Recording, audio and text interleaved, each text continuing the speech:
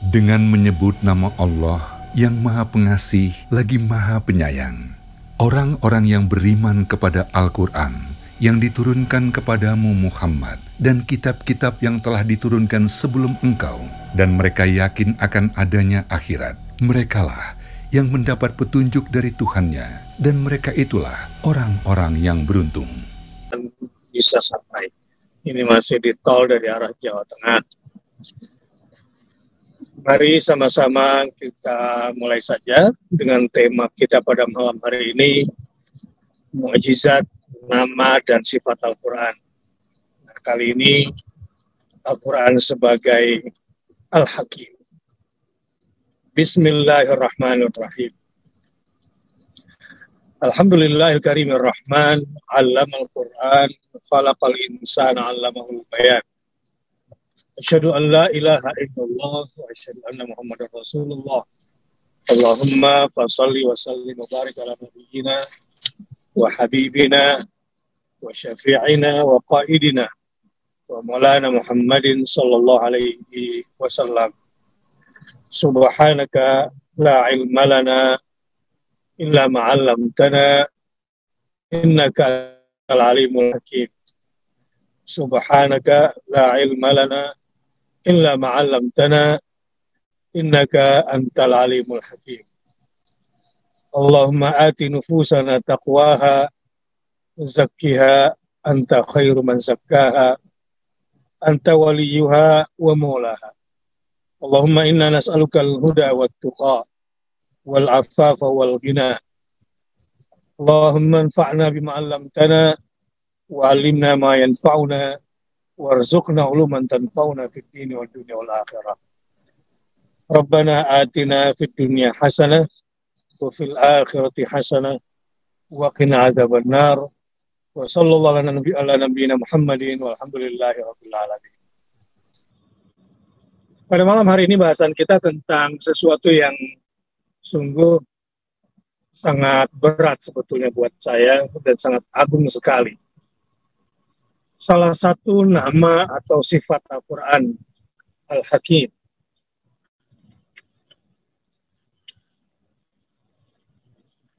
Al-Quran sebagai Al-Hakim, ada beberapa derivasi kata yang digunakan di dalam Al-Quran. Tapi akar kata daripada Al-Hakim adalah hakama. Ha, kaf, dan mim. Salah satu arti daripada hakama yaitu memberi keputusan. Karenanya yang memberi keputusan disebut sebagai Al-Hakim. Tapi Al-Quran Al-Hakim, bukan Al-Hakim. Kata-kata lainnya adalah ahkama, yang artinya menyempurnakan.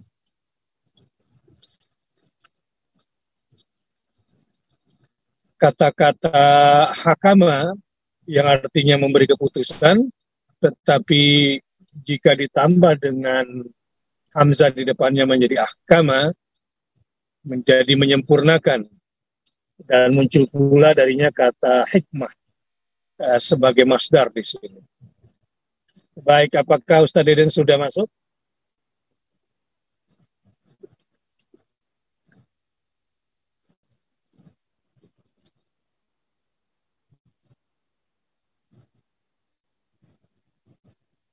Waduh, sinyal saya. Yang kita lanjut aja dulu deh. Baik, sahabat yang berbahagia. Jadi bagi siapa saja yang ingin mencari keputusan hukum yang lurus, yang sempurna, maka kembalilah kepada Al-Quran. Sebelum kita berbicara pentingnya hakama yahkumu hikmatan fahuwa hakim, bahwa kacau balaunya kehidupan di sebuah bangsa atau di satu masyarakat adalah karena ketidakjelasan aturan adalah karena kekacauan aturan itu sendiri. Sehingga sebijaksana apapun seseorang, jika aturan di sebuah bangsa, di sebuah negara, atau di satu kaum, atau di satu organisasi sudah kacau, maka ya, bingung semuanya. Karena sandaran keputusan, sandaran keadilan, sandaran kebenaran sudah tidak lagi sempurna. Tidak bisa dijadikan sebagai alat untuk mengambil keputusan, khususnya keputusan keadilan atau kebenaran. Nah, inilah barangkali kalau kita baru-baru ini mendengar ributnya tentang Omnibus Law misalnya, kenapa ada penolakan, kenapa pada akhirnya bukan cuma kerusakan dan kekacauan, tetapi menimbulkan korban sampai kepada korban nyawa. Di antara penyebabnya adalah ketika satu hukum telah tersusupi oleh kepentingan-kepentingan hawa nafsu dari orang yang menentukan hukum itu, atau dari lembaga yang membuat legislasi itu. Jadi sahabat sekalian, sekarang kita tahu betapa pentingnya sebuah hukum yang memutuskan dengan keadilan dan kebenaran itu. Baik, kalau begitu,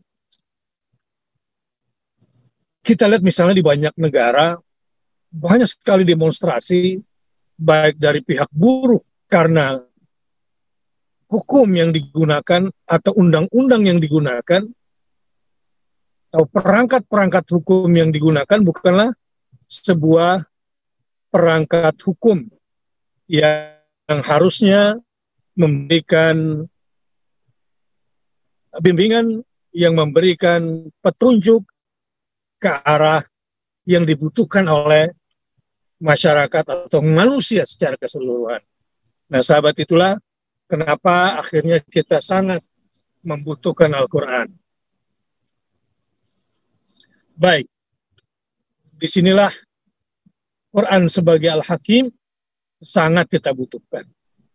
Quran sebagai Al-Hakim adalah satu-satunya hukum yang sempurna dan meluruskan, dan hasilnya adalah kebijaksanaan. Alhamdulillah wa syukurillah jika kita telah menjadi seorang muslim dan muslimah yang kembali kepada Al-Quran dalam mencari putusan hukum. Saudara-saudara, sahabat tercinta, pemirsa dimanapun berada, kita baca misalnya di surat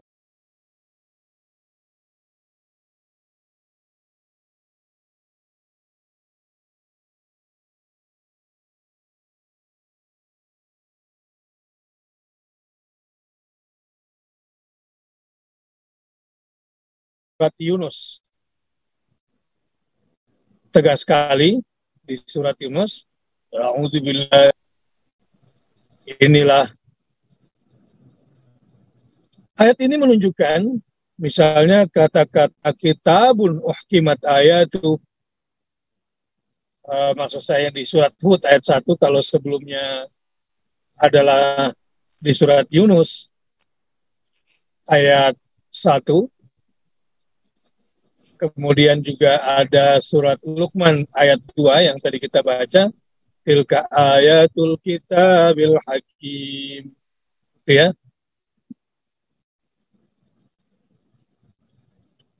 Di sini jelas sekali bahwa hukum-hukumnya telah disempurnakan oleh Allah Ta'ala.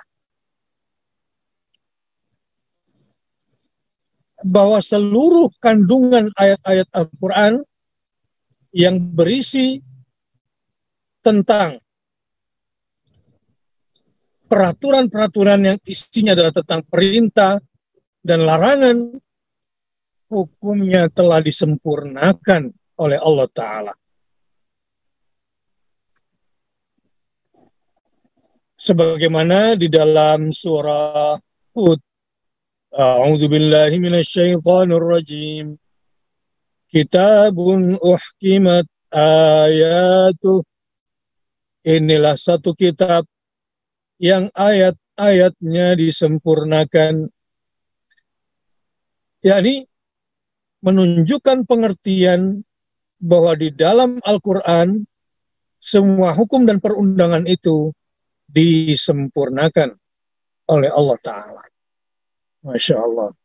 Sahabat, kalau kita merenung sejenak, bayangkan yang membuat hukum, yang meluruskan hukum, yang menyempurnakan hukum ini adalah Dia pencipta manusia. Dia pencipta alam semesta. Dia yang tidak punya kepentingan dengan alam ini. Coba deh kumpulkan anggota dewan terpintar sedunia, lalu mereka berkumpul membuat aturan hukum. Ujung-ujungnya berantem, berseteru. Kenapa? Karena masing-masing membawa kepentingannya sendiri dari setiap aturan yang ingin ditetapkan. Allah bebas dari itu semua. Allah tidak punya kepentingan di balik semua aturan hukum ini. Bayangkan kita punya bos bikin aturan. Pasti si bos bikin aturan untuk kepentingan dia dulu. Tetapi Allah Ta'ala bebas dari semua kepentingan-kepentingan di balik hukum. Dan tidak ada yang paling dipentingkan dari balik setiap undang-undang atau peraturan, di balik setiap perintah dan larangan Allah, kecuali untuk kebaikan manusia itu sendiri. Allahu Akbar. Sudah hadir bersama kita Wali Songo dari Jawa Barat pada malam hari ini. Salah seorang Wali Songo dari Bogor, insya Allah. Assalamualaikum Ustaz Deden. Apakah sudah masuk? Baik. Sambil menunggu, kita lanjut. Jadi mengambil hikmah dari surat Hud ayat 1 dan surat Luqman ayat 2 serta juga surat Yunus ya ayat 1, kita mendapatkan kesimpulan bahwa Al-Quran isinya dari Dia yang Al-Hakim, yang tidak menginginkan kecuali kebaikan bagi hambanya. Assalamualaikum Ustaz Deden. Rupanya masih belum nyambung nih. Ya. Assalamualaikum Ustaz Deden. Baik, masih belum terhubung. Sahabat yang berbahagia, memang kita akan paham betul Al-Quran ini Al-Hakim. Barangkali kalau basicnya pertama, minimal kita orang hukum. Atau kita menjadi barangkali orang yang harus mengambil keputusan hukum yang seadil-adilnya. Di situ kita merasakan pentingnya sebuah peraturan yang sempurna untuk dijalankan. Nah, pada malam hari ini saya ingin mengajak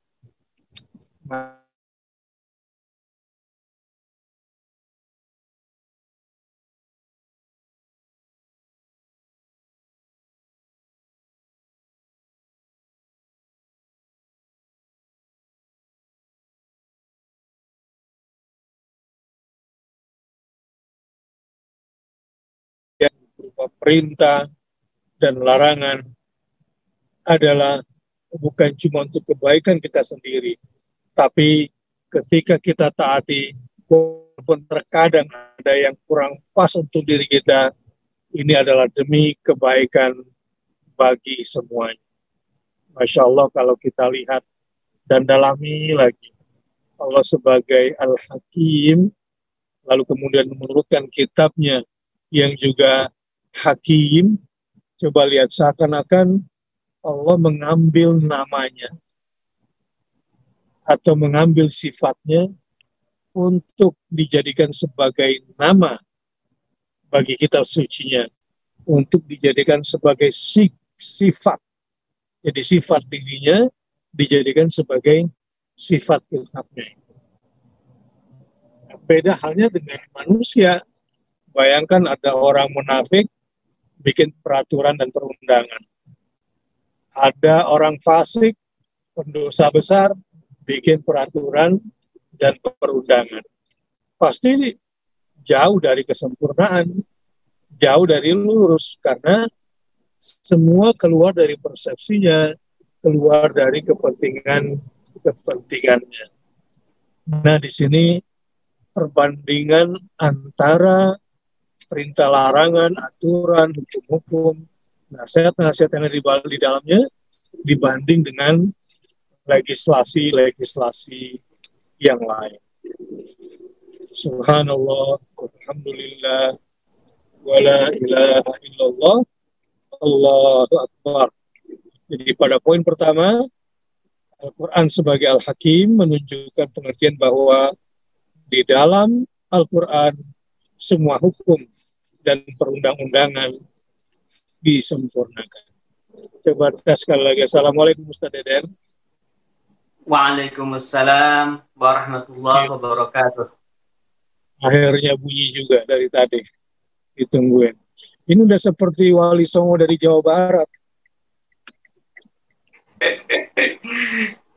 Sudah ayat 1 al-alaq nih di goa. Alhamdulillah wa syukurillah. Kita malam hari ini membicarakan Al-Quran sebagai Al-Hakim. Saya baru pada poin pertama dari kata-kata hakama, yang artinya bahwa isi Al-Quran itu yang berisi hukum atau perundang-undangan telah disempurnakan oleh Allah Subhanahu wa Ta'ala. Silakan Saudara, di komen atau ditambahkan. Baik. Di dalam Al-Quran terdapat 3 surah yang mensifati Al-Quran baik sebagai Al-Quran itu sendiri atau sebagai Alkitab dengan Al-Hakim. Yaitu pertama surah Yunus ayat 1. A'udzu billahi minasyaitonir rajim. Bismillahirrahmanirrahim. Alif lam ra. Tilka ayatul kitabil hakim. Di situ Alkitab disifati dengan Al-Hakim. Yang kedua surah Luqman ayat yang kedua, yaitu firman Allah, tilka ayatul kitabil hakim. Kemudian surah Yasin ayat yang kedua, Allah Subhanahu wa Ta'ala. Dari sini kita bisa melihat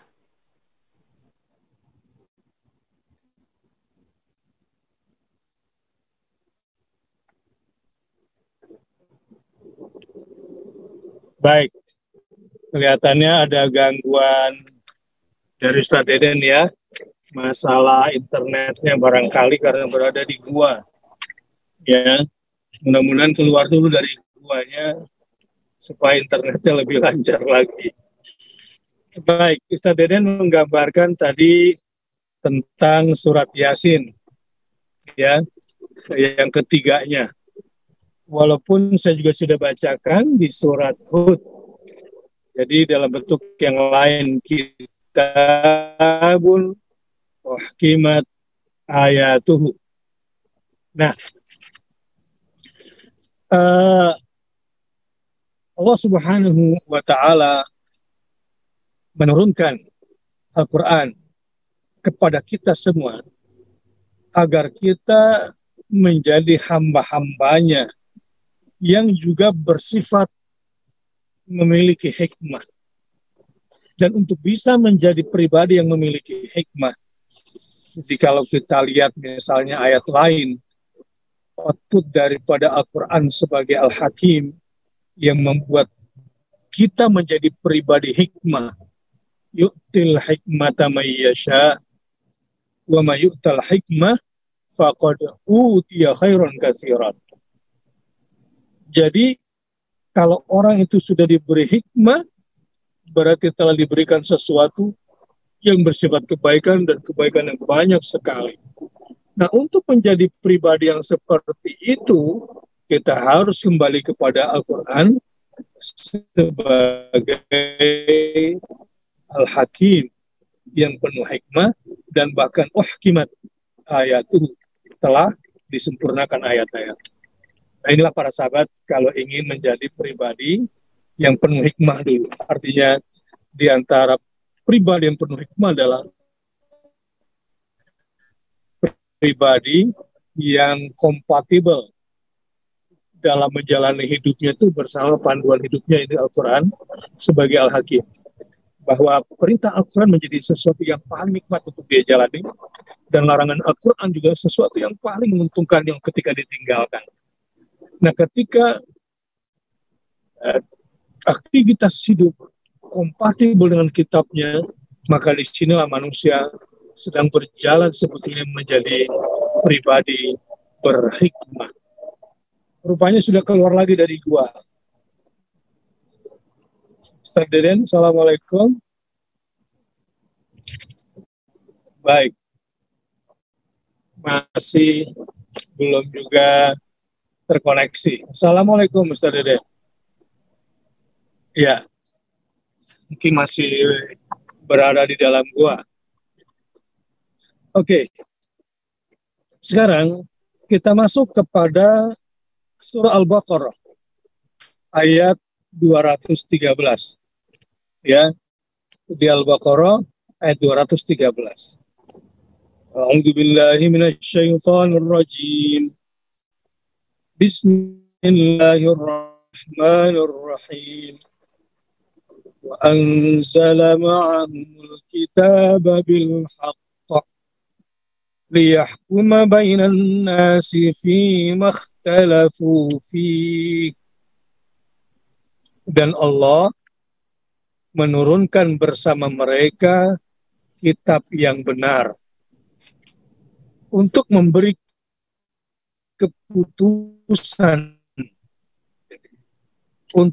keputusan di antara manusia tentang perkara yang mereka perselisihkan. Wah, menarik ini. Kalau Allah memberikan keputusan hukum, tidak ada kepentingan sedikit pun dari dirinya Allah di balik keputusan hukumnya ini, kecuali untuk kebaikan manusia. Nah, tapi kalau manusia memberikan putusan hukum, ya pastinya susah untuk betul-betul murni demi kebaikan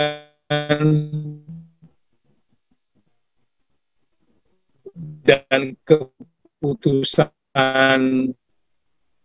yang terbaik, yang teradil untuk semuanya, kecuali memutuskan perundangan kita perintah dan lalu kepentingan bagi semua. Al-Quran di sini bertindak sebagai hakim yang mengeluarkan putusan hukum halal dan haram, dan sebagai hakim yang memberi keputusan hukum dengan sebenar-benarnya. atau al-haq. Allahu Akbar. Jadi Al-Quran bertindak sebagai hakim yang mengeluarkan putusan hukum soal halal dan haram, sekaligus sebagai hakim yang memberikan putusan hukum di antara manusia dengan sebenar-benarnya atau al-haq. Inilah makna wa anzala ma'ahumul kitaba bil haqqi liyahkum. Jadi Al-Quran sebagai Alkitab, di sini Al-Quran sebagai Alkitab memberikan keputusan hukum liyahkuma bainan nas, di antara manusia fi makhtalafu fi, tentang perkara yang mereka saling berselisih tentangnya. Nah, sahabat yang berbahagia, itulah saya katakan di awal tadi, perselisihan di antara manusia tidak terelakkan. Tapi semua akan bisa terselesaikan jika mereka sebetulnya kembali kepada Al-Quran sebagai Alkitab. Al-Quran sebagai Alkitab yang membawa manusia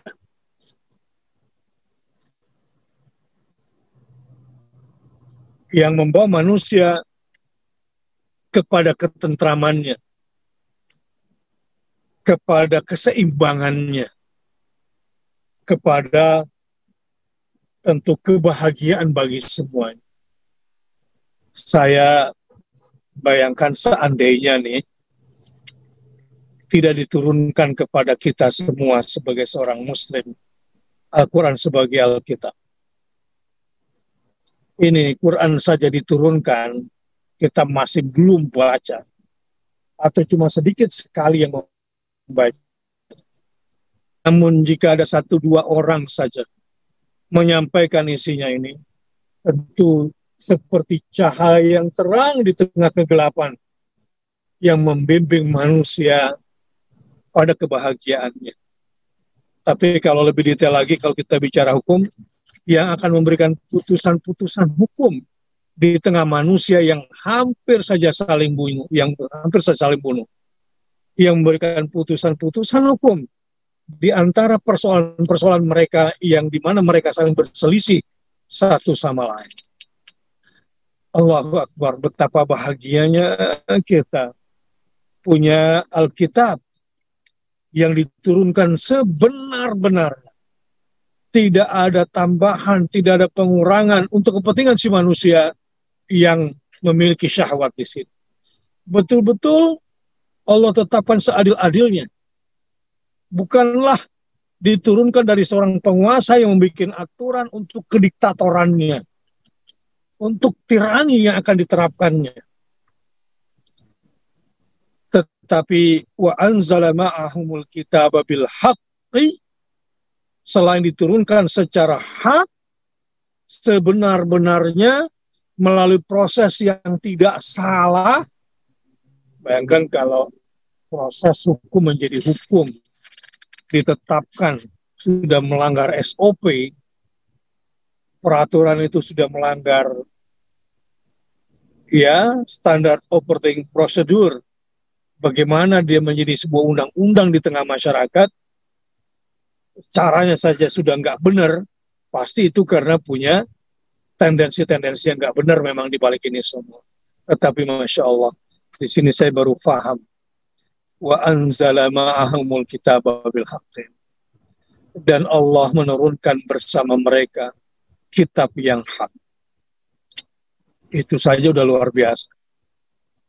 Kata-kata bil haq ini, kalau kita lihat dari proses turunnya Al-Quran menjadi sebuah dustur, sebagai sebuah peraturan dan perundangan, itu mekanismenya sudah luar biasa. Pertama, Allah itu sendiri. Zat Allah yang Al-Hakim. Kemudian Allah ciptakan makhluk yang bernama pena. Pena yang kemudian menulis. untuk dilaksanakan manusia. Dan saat itu masih di Lauhul Mahfuz. Dan sudah sempurna sejak di Lauhul Mahfuz, Quran pun diturunkan ke langit dunia sekaligus. Mekanisme 30 juz.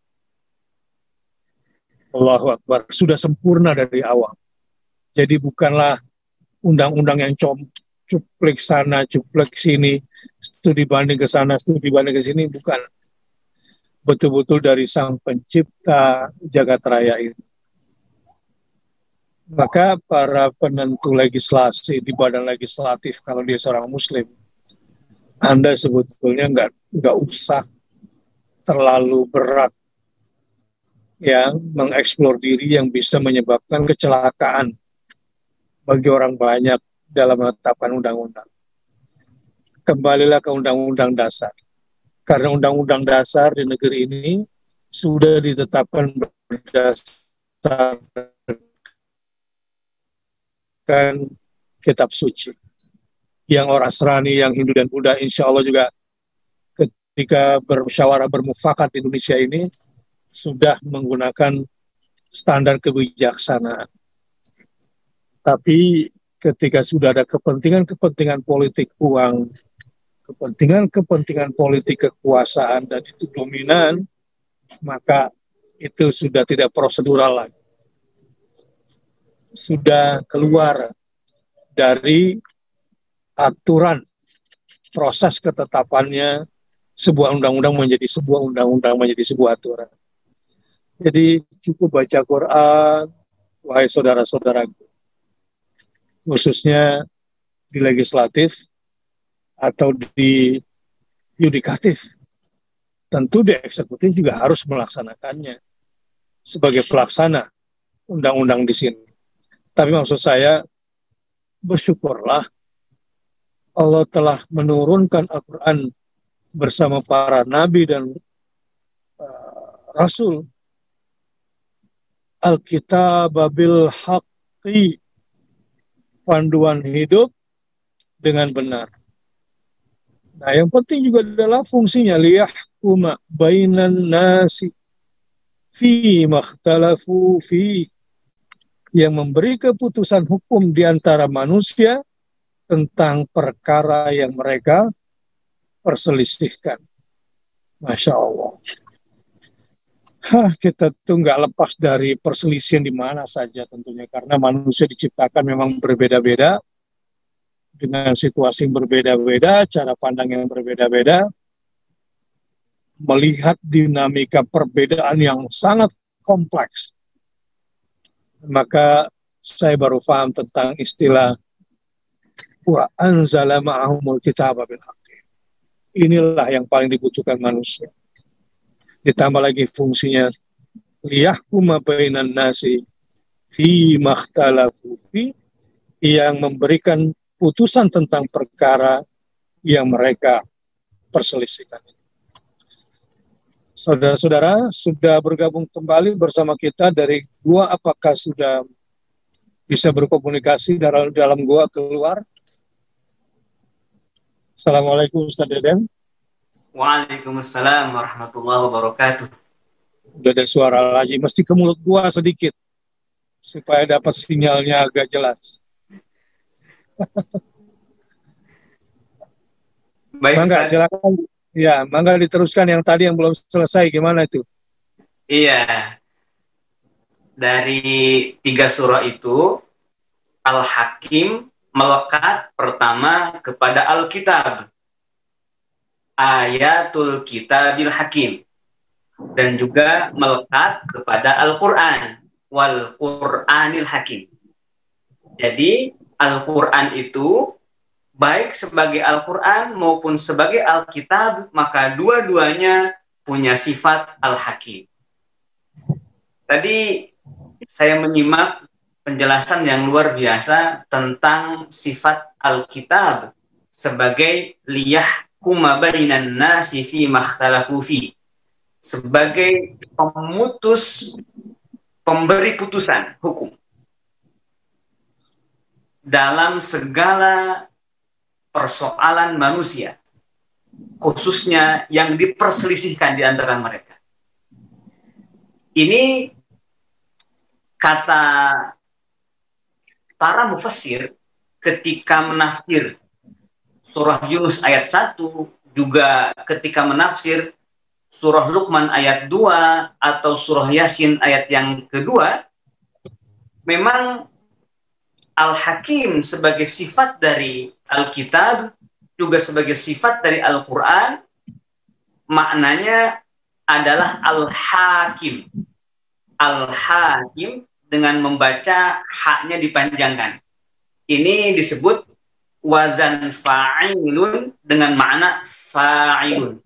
Hakimun maknanya hakimun. Artinya pemberi putusan hukum. Jadi Al-Hakim, pemberi putusan hukum, dan uraiannya tadi Masya Allah sudah kita dengarkan.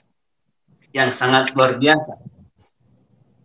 Dan juga Alkitab sebagai Al-Hakim, Al-Quran sebagai Al-Hakim, kata Al-Hakim ini dengan makna muhkam. Al-Hakim maknanya adalah muhkam. Yakni yang diteguhkan, yang dikokohkan. Ayat-ayatnya ini berdasarkan surah Hud ayat yang ke-1 tadi sudah diurai juga. Kitabun uhkimat ayatuhu thumma fussilat min ladun hakimin khabir. Al-Quran itu dikokohkan. Baik hukum-hukumnya, baik hikmah-hikmahnya, bahkan dari mulai lafaznya, huruf-hurufnya, sampai ke makna-makna terdalamnya, itu muhkam, dikukuhkan, dikokohkan oleh Allah Subhanahu wa Ta'ala, karena memang datang milladun hakimin, dari Allah yang Maha Al-Hakim. Al-Quran dan Alkitab itu Al-Hakim, kokoh karena turun dari Allah yang Maha Al-Hakim. Di sini saya baca tafsir As-Sa'di. Kata As-Sa'di, ayatul kitabil hakim, ayatuhu muhkamatun sadarat min hakimin khabir. Ayat-ayatnya dikokohkan, dikuatkan, sadarat, yang keluar dari sisi Allah Al-Hakim Al-Khabir. Wa min ihkamiha annaha ja'at bi ajallil alfaz wa afsahiha wa abyaniha ad-dallati ala ajallil ma'ani wa ahsaniha. Di antara kekokohan Al-Quran, di antara kehakiman Al-Quran, Al-Quran datang dengan kata-kata yang paling agung, paling fasih, paling jelas, menunjukkan juga kepada makna yang paling agung dan paling indah. Yakni kekuatan Al-Quran, kekokohan Al-Quran, ketetapan Al-Quran itu dimulai dari lafaznya, dimulai dari kata-katanya. Kata-katanya fasih, lafaznya kuat, menunjukkan kepada makna yang kuat, kepada makna yang fasih pula. Kemudian wa min ihkamiha annaha mahfuzatun minat taghyiri wat tabdil waz ziyadati wan naqsi wat tahrif. Di antara kekokohan atau ihkam atau hakim Al-Quran itu, Al-Quran dijaga oleh Allah dari perubahan, dari penggantian, dari susupan, dari sisipan, dan dari pemalsuan. Dijaga. inna nahnu nazzalna dzikra wa inna lahu lahafizun. Selain makna-maknanya dari kata-kata yang terpilih, juga kata-kata itu, makna itu selalu dijaga selamanya oleh Allah Subhanahu wa taala. Tidak ada penggantian, tidak ada perubahan, tidak ada pemalsuan, tidak ada sisipan, tidak ada susupan walau satu huruf. Tidak dikurangi juga walau satu huruf. Kemudian wa min ihkamiha anna jami'a ma fiha min al-akhbari as-sabiqati wal lahiqati wal umuril ghaibiyyati kulliha mutabaqatun lil waqi'i mutabiqun lahal waqi'u.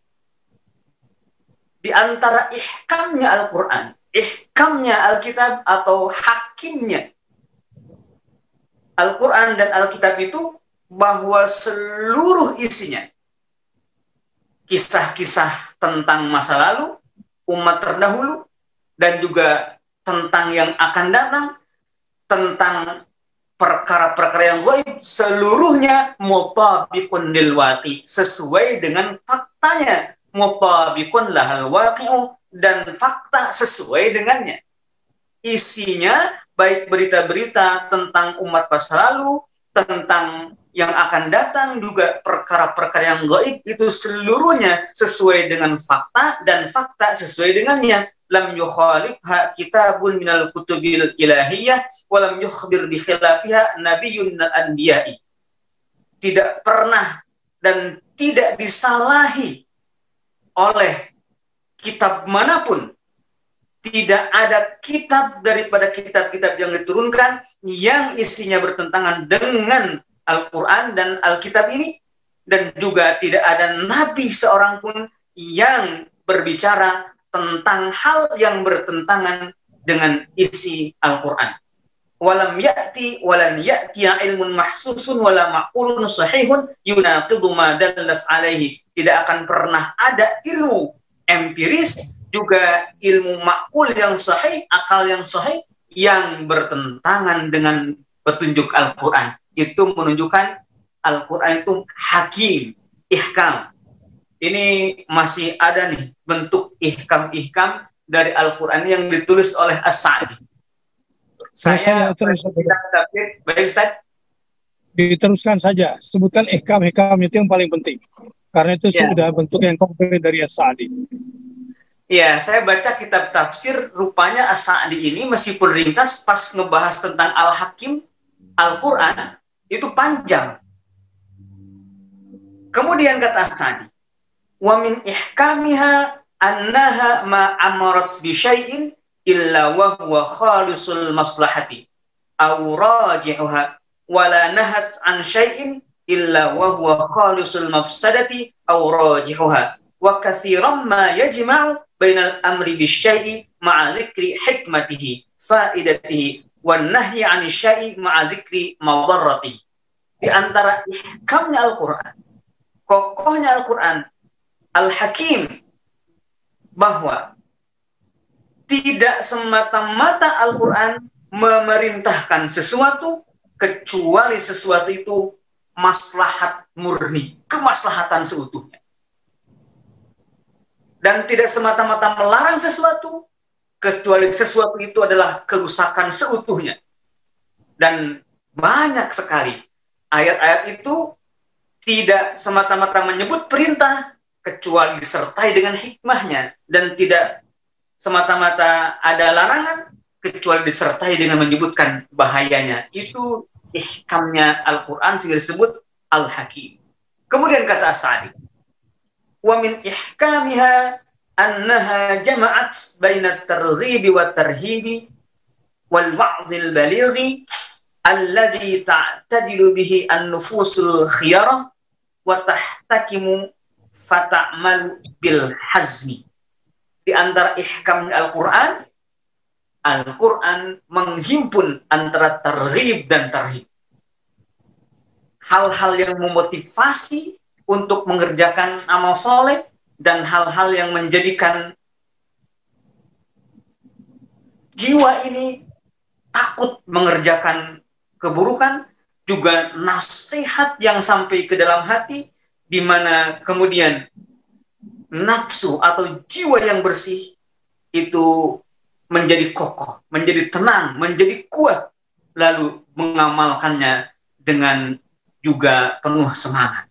Itu di antara ihkam Al-Quran. Lalu kata As-Sa'di, wa min ihkamiha annaka tajidu ayatihil mutakarrirah kal qasasi wal ahkami wa nahwiha qad ittafaqat kulluha wa tawada'at falaysa fiha tanaqudun wala ikhtilafun. Di antara ihkamnya Al-Quran adalah kita akan menemukan ayat-ayat yang berulang, seperti kisah di surah Al-Baqarah ada kisah Nabi Musa, di surah Al-A'raf ada kisah Nabi Musa, kemudian ada lagi kisah Nabi Musa di surah Ibrahim, ada lagi kisah Nabi Musa di surah Thaha, juga ada di surah Al-Qasas tentang kisah Nabi Musa ini. Maka kisah-kisah itu juga hukum-hukum ada juga yang berulang, meskipun disebutkan berulang, tetapi antara satu sama lain, antara satu sama lain tidak ada yang bertentangan. Bahkan justru ada i'jaz, at-takrir, ya, at-takrir, ada mukjizat pengulangan-pengulangan ayat atau tasyabuh al-alfaz di dalam Al-Quran. Maka disebutkan kata As-Sa'di selanjutnya adalah فَكُلَّمَا ازْدَادَ بِهَا الْبَصِيرُ تَدَبُّرًا وَأَعْمَلَ فِيهَا الْعَقْلَ تَفَكُّرًا إِنْبَهَرَ عَقْلُهُ وَذَهَلَ لُبُّهُ مِنَ التَّوَافُقِ وَالتَّوَاطُئِ وَجَزَمَ جَزْمًا لَا يَمْتَرِ فِيهِ أَنَّهُ تَنْزِيلٌ مِنْ حَكِيمٍ حَمِيدٍ.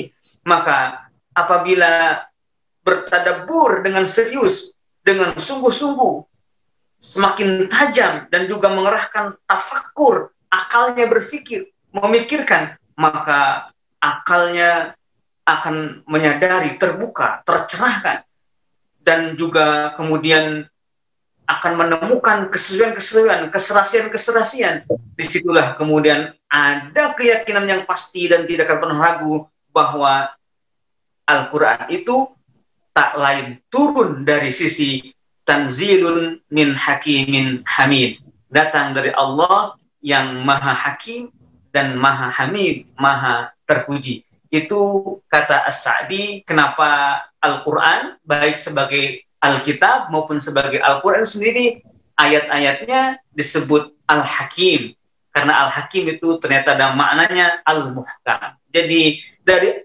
manapun maknanya, dari lafaznya yang manapun, maka semuanya kokoh, tidak tersentuh oleh perubahan, tidak tersentuh oleh kekurangan, oleh pengurangan, dan juga oleh penambahan walau satu huruf, dan selalu utuh, selalu terjaga, selalu kokoh. Baik, Ustaz. Jadi kalau Ustadz Deden menjadi anggota dewan,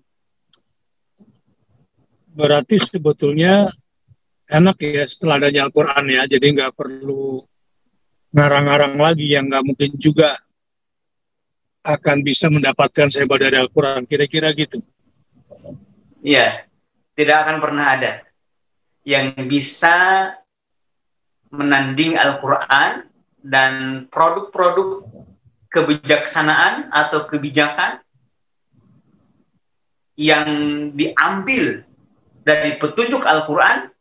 Tentu itu adalah sekuat-kuat, sekokoh-kokoh kebijakan. Memang Al-Quran tidak mengatur secara detail semua aktivitas kehidupan kita sehari-hari. Ya, sebagaimana undang-undang dibuat oleh manusia juga nggak mungkin bisa sedetail-detailnya. Tetapi yang paling penting di sini adalah bagaimana menjadikan Al-Quran sebagai Al-Hakim, itu sudah otomatis kayak di otak kita itu sebetulnya undang-undang dasar Al-Quran secara makro dengan semua penjelasannya harusnya sudah ada di benak ini. Sehingga ketika diturunkan ke dalam bentuk aplikasi, betul-betul yang kita lakukan berdasarkan berdasarkan undang-undang dasar Quran itu. Nah, contohnya gini Ustaz Deden. Kan tingkatan undang-undang nih menurut Undang-Undang Nomor 12 tahun 2011 tentang hierarki atau jenjang peraturan perundang-undangannya. Yang paling tinggi adalah Undang-Undang Dasar Negara Republik Indonesia 1945, UUD 45. Jadi semua undang-undang di bawahnya harus merujuk pada UUD 45 kan? Apa yang ada di bawahnya adalah TAP MPR, ya, ketetapan Majelis Permusyawaratan Rakyat. Yang ditetapkan dalam TAP MPR nggak boleh keluar dari Undang-Undang Dasar. Nah, kemudian di bawah TAP MPR ada Perpu, undang-undang atau peraturan pemerintah pengganti undang-undang. Perpu tidak boleh bertentangan dengan TAP MPR. TAP MPR tidak boleh bertentangan dengan Undang-Undang Dasar. Nah, di bawah Perpu ada lagi PP, peraturan pemerintah. Di bawah PP, peraturan pemerintah, ada lagi Perpres, peraturan presiden di bawahnya. Di bawah Perpres ada lagi Perda, peraturan daerah atau provinsi. Di bawah Perda ada lagi peraturan kabupaten atau kota. Ini 7 tahapan tingkatan. Ustaz Deden bisa bayangkan, orang bikin Perda, tapi nggak ada Undang-Undang Dasar 45 di belakangnya, apa jadinya kira-kira? Jadi kacau balau. Sama halnya dengan kita, tiba-tiba langsung mau beli ini, mau jadi itu, tapi nggak ada Undang-Undang Dasar Al-Hakim di dadanya, di jiwanya ini, itu di otaknya ini. Kira-kira nih orang seperti ini apa pegangannya, ya, standar menjalankan perintah dan larangan. Kalau Quran Al-Hakim, min ladun hakimin hamid atau hakimin khabir, ya Allah, kalau kita bahas itu tadi tentang As-Sa'di, sebetulnya banyak yang harus kita ulangi. Dari 6 ukimatnya itu, ihkamnya itu. Dari 6, dan itu di awalnya dari hakimin khabir ditutup dengan hakimin hamid. Tadinya saya mau komen, tapi nanti lagi di belakang. Namun untuk terapannya nih, sahabat-sahabat pemirsa semua, sebagaimana Perda itu nggak boleh melangkahi dan harus merujuk kepada undang-undang yang lebih tinggi di atasnya, maka yang paling tinggi adalah Undang-Undang Dasar. Nah, sebagai seorang Muslim, di atas semua Undang-Undang Dasar itu adalah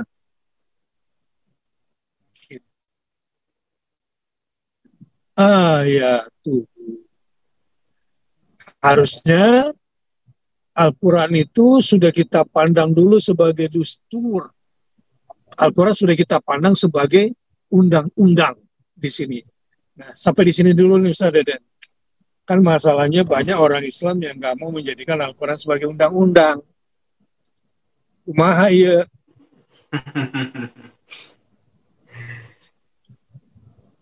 Maka yang paling penting itu al-iman bil kitab. Al-iman bil kitab. Iman kepada kitab Allah. Iman kepada Al-Quran sebagai Alkitab, sebagai dustur. Mungkin kita bisa membedakan sedikit bahwa Al-Quran sebagai Alkitab itu, sebagaimana telah kita urai sebelumnya, jauh-jauh hari, itu sangat erat dengan petunjuk. Al-Huda atau Al-Hidayah, Hudan lil Muttaqin. Ternyata hidayah Alkitab ini, tentu Al-Quran sebagai Alkitab ini kita harus imani sebagai pedoman hidup, sebagai dustur, sebagai undang-undang. Tidak bisa seorang mukmin disebut beriman kalau tidak beriman kepada Al-Quran sebagai Alkitab, sebagai dustur. Karena sehebat-hebat apapun, sehebat-hebatnya sesuatu, atau sehebat apapun sesuatu, selama tidak bersumber dari Alkitab Al-Hakim atau Al-Quran Al-Hakim, maka tidak akan kokoh, maka akan hancur, maka akan rusak. Ini sebenarnya bukan soal iman atau tidak juga. Gini aja, pengen bener apa enggak gitu aja sih kira-kira. Ya kalau beriman nggak mau, bener mau nggak gitu. Kalau bener pun nggak mau bahagia nggak, mau tercapai cita-cita, maka nggak ada cara lain kecuali harus menggunakan Alkitab Al-Hakim dalam menetapkan hukum khususnya. Baik, Ustaz. Ya, jadi tepat sekali yang Ustaz Deden katakan. Negara ini misalnya gitu ya, kita praktekkanlah ya dalam kehidupan sehari-hari ini, saya bicaranya. Seandainya setiap perundangan, peraturan di bawah Undang-Undang Dasar ini semua betul-betul kembali kepada Undang-Undang Dasar, harusnya negara ini nggak banyak utangnya, nggak banyak. Kira-kira gitu. Kalau negara ini mau benar gitu, kan tadi beriman nggak mau, udahlah jadi orang benar mau nggak gitu. Ini kan sederhananya begitu. Taruhlah Anda nggak mau pandang Al-Quran sebagai kitab suci, udah pandang aja dulu sebagai undang-undang kehidupan standar gitu, sebagai undang-undang dasar. Insya Allah lurus hidup kita itu. Kenapa kita banyak utang misalnya di negeri ini? Karena kita tidak menjalankan undang-undang dasar kita.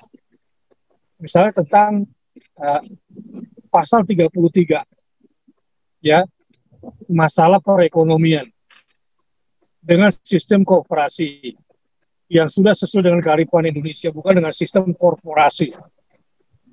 Seandainya negara ini ekonominya diatur dengan sistem kooperasi yang diperkuat, tidak dilarang korporasi, tidak dilarang. Tapi yang dibutuhkan oleh negeri ini adalah aturan kooperasi sesuai dengan kearifan lokalnya. Sebab yang pernah menjajah negeri ini adalah korporasi yang bernama VOC. Jadi ketika Undang-Undang Dasar di pasal 33 itu ditetapkan oleh founding father, pendiri negara ini, ya berdasarkan fakta-fakta dan berdasarkan juga situasi yang mereka pahami pada saat itu letakkan dasarnya. Setelah mempelajari kearifan lokal secara keseluruhan. Dan para pendiri negeri ini setidaknya lebih sedikitlah unsur hawa nafsunya ketimbang kepentingan yang sekarang. Nah, sahabat, saya katakan nih, seandainya negeri ini sering kembali ke Undang-Undang Dasar, insya Allah anak negeri ini mestinya sedikit yang bodoh. Ya, karena semua menjadi tanggungan negara untuk dicerdaskan. Menjadi kewajiban negara mencerdaskan kehidupan berbangsa dan bernegara. Mestinya sekolah gratis. Karena kalau kita kembali ke undang-undang tentang aset negara, kita kembalikan kepada dasarnya mau jadi orang benar, ini negara ini kaya raya.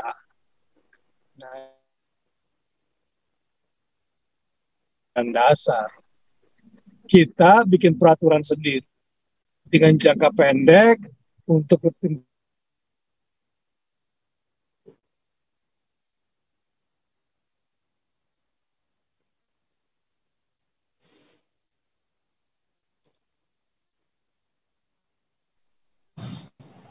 silakan, maaf terputus Deden. Terputus sedikit tadi. Baik. Gitu ya. Saya tidak dengar Baik. apa yang disampaikan karena terputus tadi itu. Ya, ya terputus tadi. Baik, saya lanjut ya, Ustaz Dirin ya, dan Baik. pemirsa. Ya. Nah, jadi seandainya bangsa ini kembali kepada undang-undang dasarnya dengan benar, insya Allah kehidupan berbangsa, bernegara ini baik. Tapi kalau peraturan-peraturan di bawahnya sudah bertentangan dengan undang-undang dasar, atau setidaknya praktiknya ada kata, ada klausul di undang-undang yang memang multi interpretasi, dibikin seperti pasal karet, karena ada niat-niat kotor di situ, supaya bisa keluar dari undang-undang dasar, ini begitu juga kita sebagai pribadi muslim. Ya Rob, saya sedang tidak bicara untuk orang lain kalau kayak begini. Itulah kenapa kita tadabur setiap malam, dalam rangka menjadikan Al-Quran sebagai dustur hidup. Jadi setidaknya kita pernah mengetahui, setidaknya kita pernah mendalami satu ayat 2 jam atau 1,5 jam setiap malam, sehingga itu menjadi standar pedoman kita dalam menjalani hidup. Jadi kalau sudah ada Quran sebagai dustur, sebagai Alkitab yang uhkimat ayatuhu, karena ini berasal dari min ladun hakimin khabir,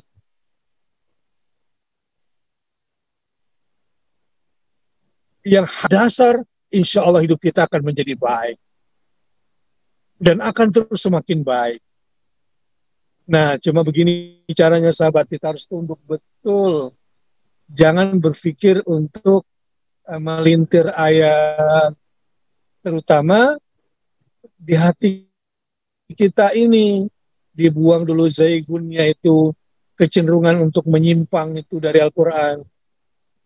Kecenderungan hati untuk bermaksiat itu terus dibersihkan. Karena memang susah menjalankan Al-Quran sebagai dustur dalam kehidupan kalau masih ada penyakit cenderung senang menyimpang, cenderung suka kepada dosa. Astagfirullah, astagfirullah wa atubu ilaih.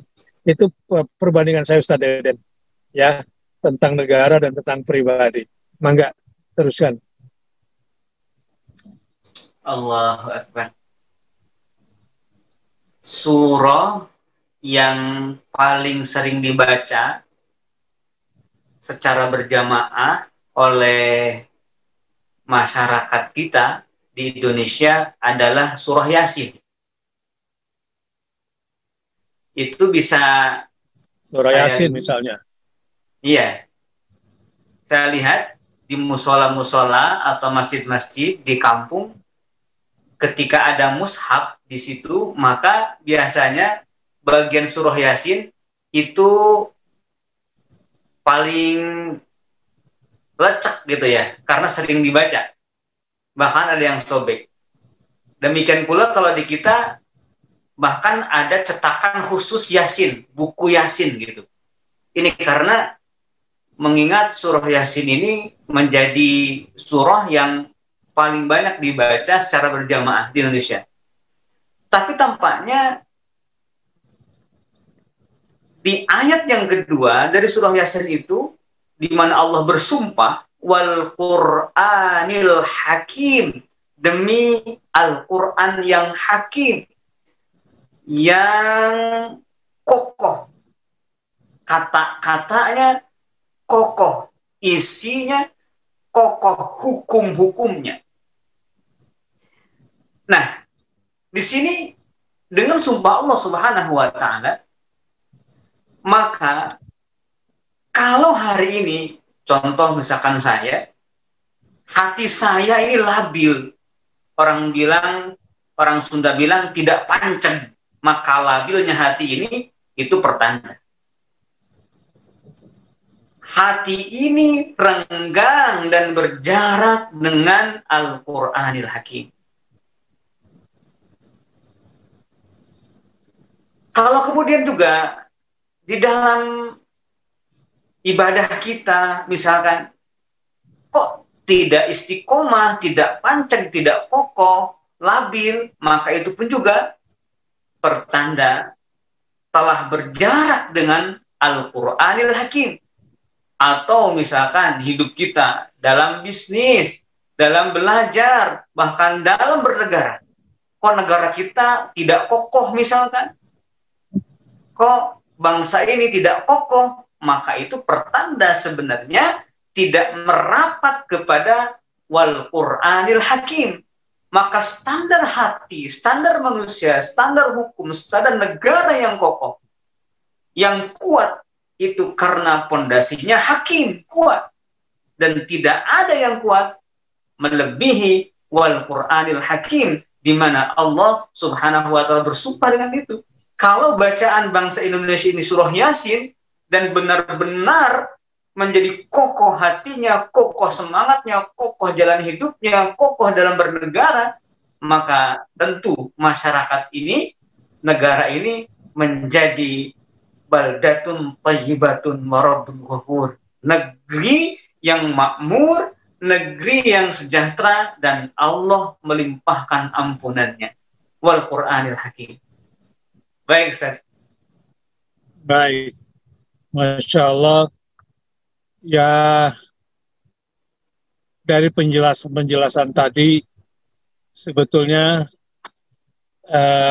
Ustaz Deden, mungkin karena saya baru 2 hari ini melihat banyak konflik ya, dan saya juga dalam perjalanan ini, dalam sebuah diskusi membutuhkan standar-standar untuk penyelesaian konflik. Tiba-tiba dapat Al-Quran sebagai Al-Hakim gitu. Jadi rasanya tuh sejak awal saya katakan ini luar biasa sekali. Meskipun berat tapi luar biasa agungnya. Kalau kita baca Al-Quran dari Al-Fatihah, masuk Al-Baqarah, ya, Al-Fatihah isinya 7 ayat yang berulang-ulang, ya. Di situ di mana Allah berulang-ulang dipuja dan dipuji. Kemudian isi hidup manusia untuk iyyaka na'budu wa iyyaka nasta'in. Kemudian apa yang harus diminta kepada Allah Subhanahu wa Ta'ala. Kita tuh baru Al-Fatihah aja kagum banget sebetulnya. Ketika itu menjadi dusturul hayah, menjadi undang-undang kehidupan di Al-Fatihah itu. Ya, makanya tadi sholat Jumat saya sholat di Masjid Agungnya Sunan Kalijaga gitu. Ketika zikirnya membaca surat Al-Fatihah 7 kali gitu, diulang-ulang dan dengan nada lamban, saya sambil tadabbur, ya Rabb, ini luar biasa sebetulnya isi Al-Fatihah.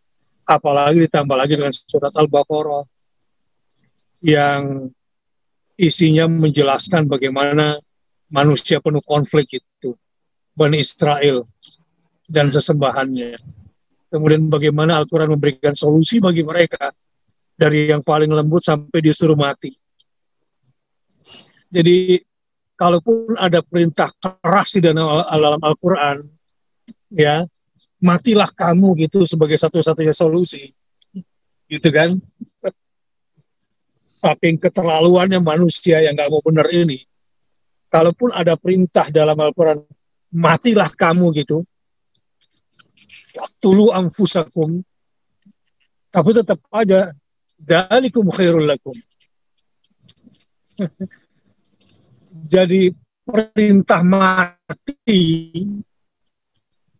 bahkan mau dibunuh atau mau bunuh diri gitu, itu kan yang paling keras untuk manusia yang paling bebal. Itu akhirnya Allah katakan, buat makhluk seperti kamu memang harusnya mati lebih baik, sehingga kamu nggak kekal di neraka. Nah, berarti cakupan Al-Quran memang kalau kita lihat poin-poin As-Sa'di tadi tentang ihkam-ihkamnya itu, ya, sahabat, sebetulnya semua sudah ada di bahan presentasi yang Ustaz Deden bacakan tadi tentang ihkam-ihkamnya itu, terjemahannya, ya. Ini terjemahannya ini sudah ada, jadi nanti akan dikirimkan, ya, dikirimkan kalau sudah tergabung di dalam grup WhatsApp-nya. Nah, tapi saya cuma ingin membumikan saja. Lihat lagi kemudian tentang surat Al-Baqarah, ya Rabb. Perintah mati saja, mulai dari perintah yang paling sederhana lah, beriman dulu ya. Wa idza qila lahum aminu kama amanan nas, disuruh beriman susah. Kemudian larangan la tufsidu fil ardh, jangan membuat kerusakan di muka bumi.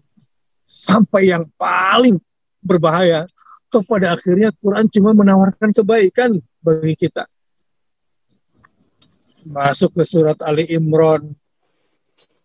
Kira-kira kalau poinnya Ali Imran apa, Ustadz Deden?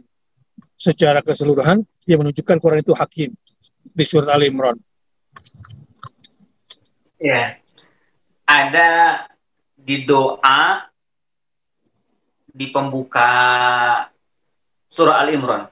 Rabbana la tuzigh qulubana ba'da idh hadaitana wa hab lana min ladunka rahmah innaka antal wahhab. Kemudian doa juga di penutupnya. Rabbana innana sami'na munadiyan yunadi bil imani an aminu bi rabbikum fa amanna, dan seterusnya. Dan doa itu sebenarnya ada di pembuka surah Ali Imran ayat yang kedua. Allahu la ilaha illa huwal hayyul qayyum. Itu ihkam yang sangat luar biasa. Baik. Rasulullah SAW setiap usai bangun tidur digambarkan dalam riwayat mengusap wajahnya ketika bangun tidur, diperhatikan oleh sahabat, kemudian langsung membaca 10 ayat terakhir surat Ali Imran. Inna fi khalqis samawati wal ardh wa ikhtilafil laili wan nahar, ditutup dengan ujung ayat 200 surah Ali Imran ya.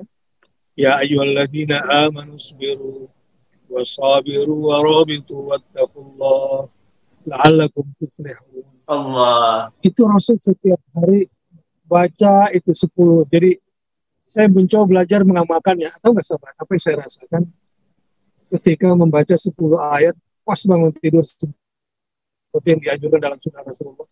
Jadi bangun tidur kita tuh disuruh mikir tentang penciptaan langit dan bumi. Ini bimbingan ya Quran yang penuh hikmah itu. Orang itu biasanya bangun tidur itu ngantuk lagi karena nggak mikir, otaknya nggak kerja. Tapi Rasulullah SAW bangun tidur itu langsung mikir.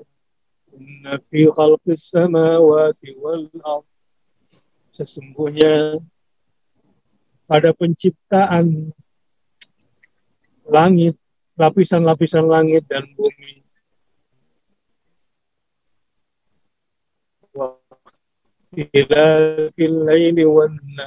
malam dan siang, itu bangun tidur tuh kita sudah terbimbing. Tidak ada bimbingan-bimbingan sehebat Al-Quran ini bangun tidur itu. Sebagaimana yang dicontohkan oleh Rasulullah SAW, sejak bangun tidur pun kita sudah mendapatkan bimbingan yang sangat bijaksana, bagaimana mengoperate otak, ya, memfungsikan organ tubuh sebelum ke kamar mandi dengan 10 ayat itu.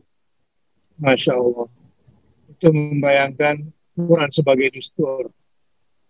Apalagi kita masuk ke surah An-Nisa. Apalagi sudah bicara tentang tolak gitu ya. Aturan rumah tangga dan An-Nisa dengan semua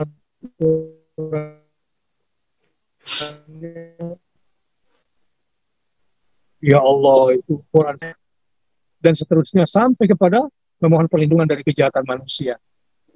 Terapan nilai-nilai Al-Quran itu la haula wala quwwata illa billah sampai ujungnya. Semoga mudah-mudahan sahabat ya, Allah anugerahkan kepada kita kekuatan, apalagi keistiqomahan untuk bisa menjadikan Al-Quran sebagai dusturul hayat, undang-undang kehidupan kita semua. Belum lagi kita sebagai pemimpin di keluarga, pemimpin di masyarakat, pemimpin di lembaga kita, pemimpin di kantor kita. Kita sangat membutuhkan undang-undang aturan-aturan. Tetapi memang Al-Quran harus tersimpan dulu di benak kita itu, sehingga dia menjadi standar bagi seluruh undang-undang di bawah. Ya, bagi kita undang-undang tertinggi adalah Al-Quranul Karim. Karena para pendiri bangsa ini menetapkan Undang-Undang Dasar 45 juga sebetulnya mencontek dari Al-Quran. Jadi menjalankan Undang-Undang Dasar adalah juga menjalankan Al-Quranul Karim. Nah, menjalankan TAP MPR merupakan juga penjabaran dari Al-Quran kalau waktu menetapkan TAP MPR itu kembali ke Undang-Undang Dasar. Sebab Undang Dasar kembali kepada Kitabullah juga. Saya membayangkan preambul pembukaan Undang-Undang Dasar 45 yang mencontoh Al-Fatihah kan. Preambul itu mencontoh Al-Fatihah. Karena seluruh isi Undang-Undang Dasar 45 harus kembali kepada preambul kan, kepada pembukaan. Sebagaimana dari surat Al-Baqarah sampai Anas hanya tafsir bagi Al-Fatihah. Jadi secara metodologi pun di bangsa ini sudah belajar diterapkan Al-Quran itu ya, dalam kehidupan ini. Seandainya negeri ini mau kembali kepada undang-undang dasarnya, insya Allah kemarifah Allah jinawi, insya Allah beres kehidupan berbangsa dan bernegara. Allahu Akbar. Wal Qur'anil Hakim, demi Al-Quran yang Al-Hakim. Dengan tadabbur malam ini menjadi tidak sederhana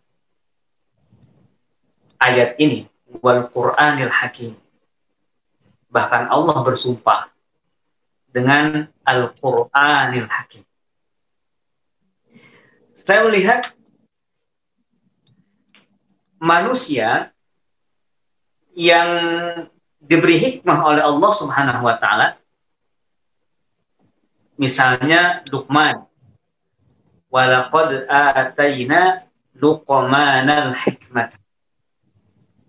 Dan demi Allah benar-benar telah kami berikan hikmah kepada Luqman.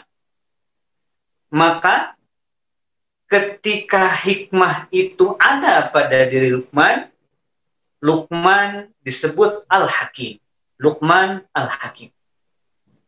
Di mana yang diucapkan dan dilakukan kedua-duanya seirama, yakni berada dalam kebenaran. Nah, dalam ceritanya, dalam kisah-kisah, riwayat-riwayat tentang Luqman, rupanya Luqman itu pernah sehat pada zaman Nabi Daud alaihissalam. Allah Subhanahu wa taala memberikan pilihan kepada Luqman, apakah menjadi nabi, apakah diberikan kenabian, atau diberikan hikmah. Lalu Luqman memilih hikmah. Dan ternyata pilihan Luqman kepada hikmah ini diapresiasi oleh Allah Subhanahu wa taala. Pilihan yang tepat. Kenapa? Dan ini pun juga dijawab oleh Luqman. Tidak ada pilihan bagi manusia ketika Allah berikan pilihan kecuali memilih yang paling ringan tetapi paling manfaat. Itulah hikmah. Adapun kenabian, kenapa para nabi bisa menjadi nabi? Itu karena bukan pilihan. Allah sudah memilih langsung, kamu harus jadi nabi. Maka kalau Allah berikan kenabian tanpa beritahu memilih, pasti akan kugenggam pilihan, pasti akan kugenggam kenabian itu, karena tidak semata-mata Allah berikan, kecuali pasti Allah pun akan membantunya mengemban amanah kenabian itu. Tetapi ketika Allah berikan pilihan, maka aku pilih hikmah. Nah, posisi Luqman dalam kisah atau riwayat tentang Luqman itu, di mana kemudian kenabian, kekuasaan, kerajaan itu sangat butuh kepada hikmah. Bahkan dalam arti begini, kalau Al-Quran itu sebagai Al-Hakim, maka pasti siapapun yang berbicara dengan Quran pasti kata-katanya benar. Siapapun yang bekerja dengan Al-Quran pasti pekerjaannya benar. Siapapun yang memimpin dengan Al-Quran, maka memimpinnya akan benar. Karena Al-Quran itu adalah Al-Hakim. Dikokohkan, lurus, benar, dan tidak goyah, tidak labil, kuat. Nah, di dalam sebuah hadis tentang dua yang dimana kita ini, kata Nabi, boleh iri. Yaitu pertama, orang yang diberikan Al-Quran, lalu membacanya siang dan malam, mengamalkannya siang dan malam. Yang kedua, diberikan harta, lalu dihabiskannya di jalan Allah, dibelanjakannya, hartanya itu di jalan Allah. Nah, dalam redaksi hadis itu, ketika Rasulullah menyebutkan Al-Quran, maka dalam riwayat lain disebut Al-Hikmah. Ini karena Al-Quran itu adalah Al-Hikmah. Hakim, ya, karena di dalamnya itu adalah ada hukum, ada kebijaksanaan, maka seluruhnya itu Al-Quran Al-Hakim. Siapapun yang dalam hatinya, siapapun yang dalam perilakunya, perbuatannya ada Al-Quran, maka orang tersebut akan menjadi hakim seperti hakimnya Al-Quran, juga seperti hakimnya yang menurunkan Al-Quran, Al-Hakim, Al-Khabir. Baik, saya. Baik, sahabat, tadinya saya mau ingin bacakan pertanyaan-pertanyaan, tapi HP-nya di bagian media, medianya beda mobil. Jadi saya nggak bisa bacakan ini ya, pertanyaan-pertanyaan di sisa waktu yang tinggal 10 menit ini. Nah, tetapi waktu 10 menit ini insya Allah saya pakai 5 menit sebagai konklusi, dan Ustaz Deden 5 menit, ya, kemudian ditutup dengan doa gitu ya Ustaz Deden ya. Baik, saya. Sekarang 21.50. Bismillah. Saya mulai dari yang paling kecil deh. Bahwa otak kita ini butuh panduan. Hati kita ini butuh panduan. Kalau kita mau jujur, otak kita ini ajaib, hati kita juga ajaib. Maka nggak bisa dikasih panduan yang abal-abal. Ini produk istimewa yang paling mulia dari Allah Subhanahu wa Ta'ala buat kita semua. Mata, telinga, tangan, kaki, organ tubuh ini semua ajaib. Tapi yang saya bicarakan adalah otak atau akal manusia, termasuk hati manusia. Sahabat, kalau ingin hidup kita itu lurus, kokoh, berjalan di atas jalan yang sempurna, sudahlah. Ya, saya kepala 5 ketemu berbagai macam orang ya di dunia ini yang pintar-pintar, jenis jenius lah. Kalau saya ketemu sama orang pintar itu, Ustaz, gitu. Ini saya ketemu orang hebat ya. Dia bilang, pusakanya, paling pusaka di dunia Al-Quran itu Ustaz. Sudahlah. Itulah pusaka, semua kitab pusaka. Saya cuma memperhatikan bagaimana orang itu menjiwai apa yang dia omongin. Dia bahkan tidak pandai membacakan huruf Arabnya. Tapi dia jejali otaknya, dia jejali hatinya dengan Al-Quran. Dengan semua kebodohan kekurangan.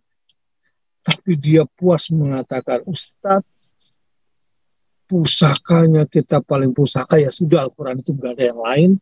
Dan udah Ustaz pegang di situ deh. Saya juga mudah-mudahan sampai mati berpegang kepadanya.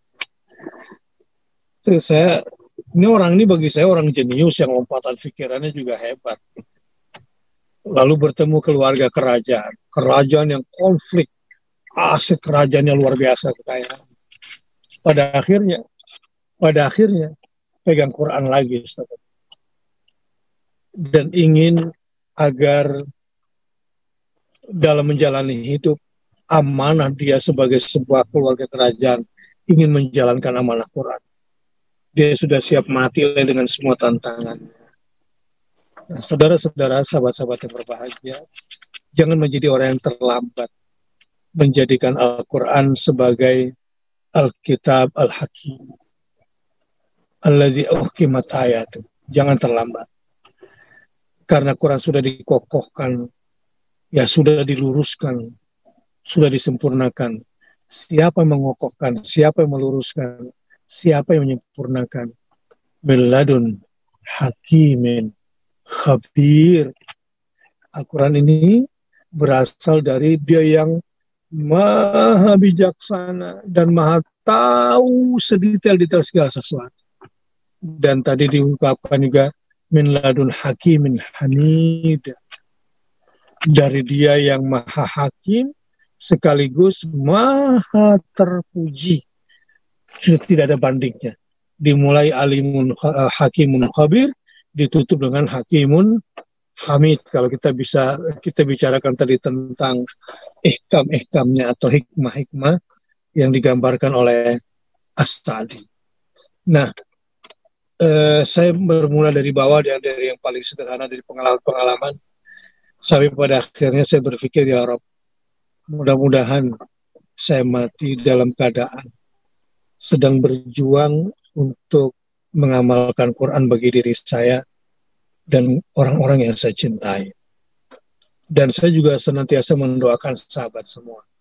Ya, pokoknya setiap usai baca Quran jadi panjang tuh, Allahumma arhamna bil Quran. Rahmatilah aku dengan Al-Quran. Maksudnya, ya Allah, semoga otakku lurusin supaya sejalan dengan Al-Quran. Ya Allah, hatiku lurusin supaya sejalan sama Al-Quran. Dan kemudian perbuatanku, ya Allah, dengan semua kebodohan, kehinaan, kejahatan aku, luruskanlah hamba dengan Al-Quran Al-Karim. Inilah barangkali hal yang sederhana, tapi insya Allah lurus. Dan kita akan kokoh. Dan kita telah berjalan di atas aturan perundangan yang sangat-sangat sempurna. Cuma itu yang bisa saya ungkapkan barangkali.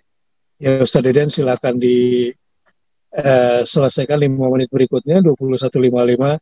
Langsung saja ditutup dengan doa. Karena persis sekarang saya sudah ada sampai depan rumah. Jadi saya akan masuk sambil nonton Ustaz Deden menutup dengan doa. Langsung ditutup acaranya. Baik. Mangga ya. Ya, alhamdulillah, Ustaz. Jadi ibarat sebuah bangunan yang sempurna. Sebuah rumah yang sempurna. Tidaklah disebut sempurna apabila dari mulai pondasinya, batunya, besinya, sampai detail finishingnya itu kokoh.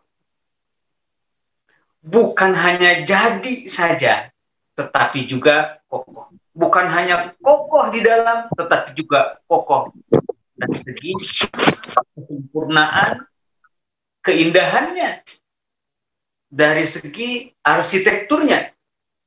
Maka bangunan seperti itu, rumah seperti itu, sebut saja rumah yang hakim.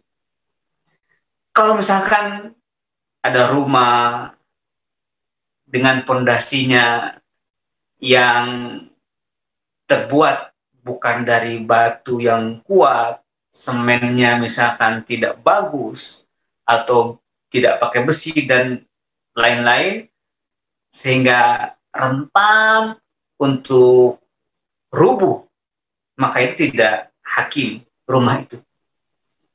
Nah, semua orang ketika membangun sesuatu, ketika membuat sesuatu, pasti menginginkan sesuatu yang dibuatnya, sesuatu yang dibangunnya itu bukan sekedar jadi, tetapi juga kokoh. Dalam kehidupan sehari-hari, karir seseorang dibangun, juga tentu ingin karirnya kokoh. Ibadah seseorang juga dilakukan, tentu ingin ibadahnya kokoh sampai berjumpa dengan Allah Subhanahu wa Ta'ala. Kemudian hati yang bisa mencintai, hati yang bisa merasakan, bahkan hati yang bisa mengimani kebenaran. Itu pun juga hanya akan bisa sampai kepada tujuannya apabila hati itu kokoh, iman itu kokoh, yakin itu kokoh, cinta itu kokoh. Dan ternyata Allah berfirman, tilka ayatul kitabil hakim, Yasin wal Qur'anil hakim, demi Al-Quran yang kokoh. Ini panduan dari Allah, petunjuk dari Allah, kitab dari Allah, bacaan dari Allah. Agar apa? Agar semua yang kita lakukan, yang kita katakan, yang kita kerjakan, yang kita cita-citakan, yang kita buat, yang kita bangun, semuanya menjadi kokoh. Semua sampai kepada tujuannya, kepada yang kita inginkan, bukan hanya di dunia, tetapi sampai akhirat nanti. Semoga kita semua malam ini yang mendengarkan tadabbur ini, khususnya bagi saya sendiri, bisa mengamalkan, bisa menerapkan Al-Quran sebagai Al-Hakim. Hati yang rapuh, perasaan yang rapuh, masa depan yang rapuh, negara yang rapuh, ekonomi yang rapuh, itu akan menjadi kokoh kuat apabila disandarkan petunjuknya, cara-caranya, panduannya kepada Al-Quranil Hakim, Al-Quran yang kokoh, kitab yang kokoh, Al-Quran. Baik sahabat, semoga kita semua dilindungi oleh Allah Subhanahu wa Ta'ala dengan kokoh, mutqin. Kalau bahasa penghafal Qurannya mutqin, hafalan yang kokoh itu hafalannya mutqin, yang kuat, yang dikuasai dengan betul. Maka yang mutqin itu harus semuanya ibadahnya mutqin. Kemudian pernikahan, cintanya mutqin, keluarganya mutqin, semuanya mutqin. Dagangnya mutqin, pekerjaannya mutqin, semuanya mutqin. Dan itu hanya bisa terjadi bersama Al-Quran Al-Hakim yang turun dari Allah, Al-Hakimil Khabir, Al-Hakimil Hamid. Baik sahabat semua, mari kita tutup dengan doa bersama-sama. La ilaha illa anta subhanaka inna kunna minal zalimin. Ya zal jalali wal ikram, Allahumma salli ala sayyidina Muhammad wa ala ali sayyidina Muhammad. Rabbana la tuzigh qulubana ba'da idh hadaytana wa hab lana min ladunka rahmah innaka antal wahhab. Rabbana taqabbal minna innaka antas samiul alim wa tub alaina innaka antat tawwabur rahim. Rabbana hab lana min azwajina wa dhurriyyatina qurrata a'yunin waj'alna lil muttaqina imama. Rabbana atina fid dunya hasanah wa fil akhirati hasanah wa qina adzaban nar. Wa sallallahu ala sayyidina Muhammad wa ala ali sayyidina Muhammad walhamdulillahi rabbil alamin. Kita tutup semua rangkaian ini dengan membaca doa kafaratul majlis. Subhanakallahumma wa bihamdika asyhadu an la ilaha illa anta astaghfiruka wa atubu ilaik. Walhamdulillahi rabbil alamin. Wassalamu alaikum warahmatullahi wabarakatuh.